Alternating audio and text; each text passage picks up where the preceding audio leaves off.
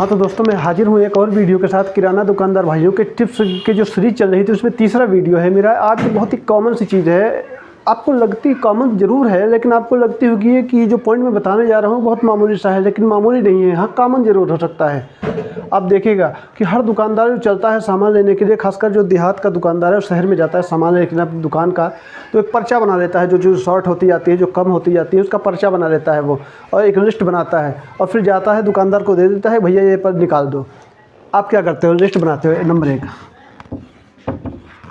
List बनाते हो और उसे दुकानदार को आप जो है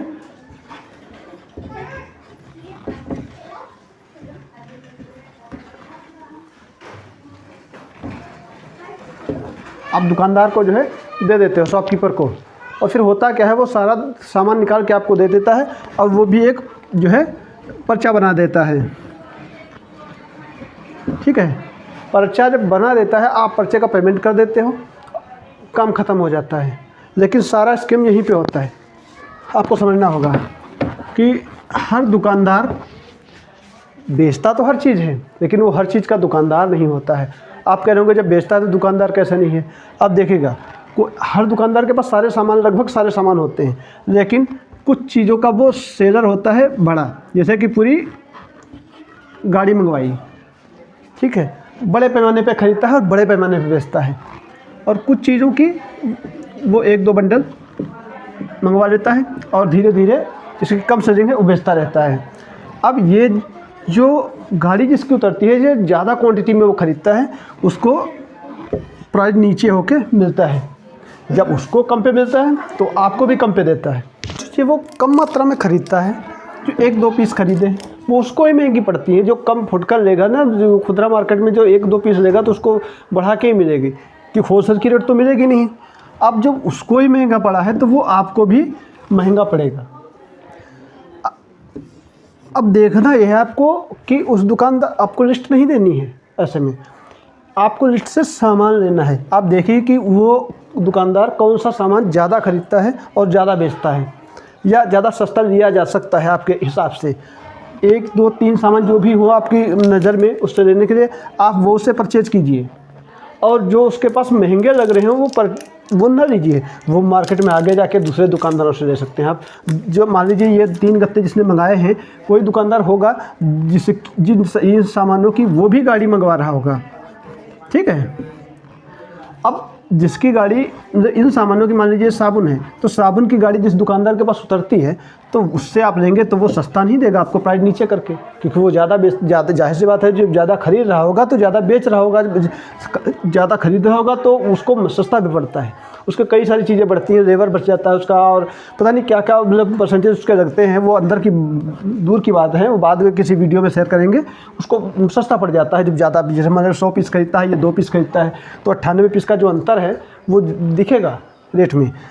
सारा खेल जो है भाई मेरा ख़रीदने में ही है। बेचने में 10% दिमाग लगाना है आपको, सारा दुकान का 90% दिमाग जो है वो ख़रीदने में लगाना है आपको। आप सस्ता जब ख़रीद लेंगे तब बिक ही जाएगा, क्योंकि आपको जिसे सस्ता चाहिए उसे हर चीज़ को सस्ता चाहिए। मान लो 10 रुपये की चीज़ जो 10 रुपये की मिलती है, आपने 6 रुपये में ख़रीदी और 8 रुपये में बेची, तो 10 वाली चीज़ जब किसी को 8 में मिलेगी तो भाई जाहिर सी बात है आपसे लेगा। और जब आप ही 10 रुपये की चीज़ मान लीजिए 8 रुपये की लेके आए हैं और उसको 10 या 11 दे रहे हैं, तो आपसे ही क्यों लेगा? वो 10 रुपये की तो हर जगह मिल रही है, आपसे लेगा। तो आप एक लिमिट से ज़्यादा अब अगर बढ़ाना है तो सस्ता तो देना पड़ेगा, ठीक है। तो आप पर्चा तो बनाएं, लिस्ट तो बनाएं अपनी, लेकिन लिस्ट से सामान चुन चुन के ख़रीदें। जो मार्केट में जिस सामान का सेलर हो उससे सामान ख़रीदें। आप ये बहुत पुराना पैटर्न होता है कि पर्चा दे दिया, भैया सामान निकलवा दो। उसने बच्चे से कहा कि जो भी लेबर काम करते हैं उसके पास कि मजदूर, भैया ये सामान निकाल दो, निकल गया, पर्चा बन गया, आपको दे दिया। इतना पेमेंट, कितना पेमेंट बना? 12,000 रुपये बना। आपने 12,000 फटाक से पे कर दिए, चले आए। आपको कितने पड़ा या क्या पड़ा या कितने ख़रीदा जा सकता था, आपको कोई लेना देना नहीं होता है। और जब आप कई दुकानों पे जाते हैं तो उसका भी फ़ायदा मिलता है। मान लीजिए साबुन आपने इस दुकानदार से ले लिया 100 पीस, अब आपको साबुन के बजाय कुछ और भी लेना है, मान लीजिए कि मंजन लेना है आपको, ठीक है, टूथपेस्ट। टूथपेस्ट लेने के लिए आप उसकी दुकान पे नहीं जाइए क्योंकि वो महंगा देगा। आप टूथपेस्ट का जो विक्रेता है उसकी दुकान पे पहुँचे, तो उसकी दुकान पे भी आप साबुन पूछ सकते हैं। हो सकता है ये जितना बड़ा साबुन का विक्रेता था ये इससे बड़ा हो, ठीक है। तो आपको रेट पता चलती रहती है कि पहले वाला आपसे ज़्यादा तो नहीं ले रहा है। अब मान लीजिए आपको कोई चीज़ 10 रुपये की है, 8 रुपये की लगाई, 8 रुपये की, अब वो 8 रुपये की चल रही है, आप ले रहे हो। इन फ्यूचर्स की रेट घट के 6 रुपये आ गई, आपको तो पता ही नहीं है, आप दूसरी जगह गए नहीं, तो आपको पता नहीं, आप 8 ही रुपये के खरीद रहे हैं, 6 रुपये के बेच रहे हैं। दूसरे दुकानदार 6 रुपये के ला के 8 रुपये के बेचने लगेंगे, आपकी सेलिंग घट जाएगी क्योंकि आप तो 8 रुपये खरीद ही रहे हो। तो कई दुकानों पे जाके खरीदना और भाव का मतलब ज्ञान रखना, ये बहुत सिंपल सी चीज़ है। और जब आप लिस्ट बना के देंगे तो आप कतई दूसरी जगह जा ही नहीं सकते।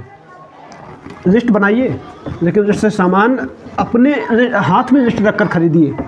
अगर आप दुकानदार को लिस्ट देकर खरीदेंगे आपका घाटा होता चला जाएगा, आप एक स्मार्ट बायर में नहीं आएंगे।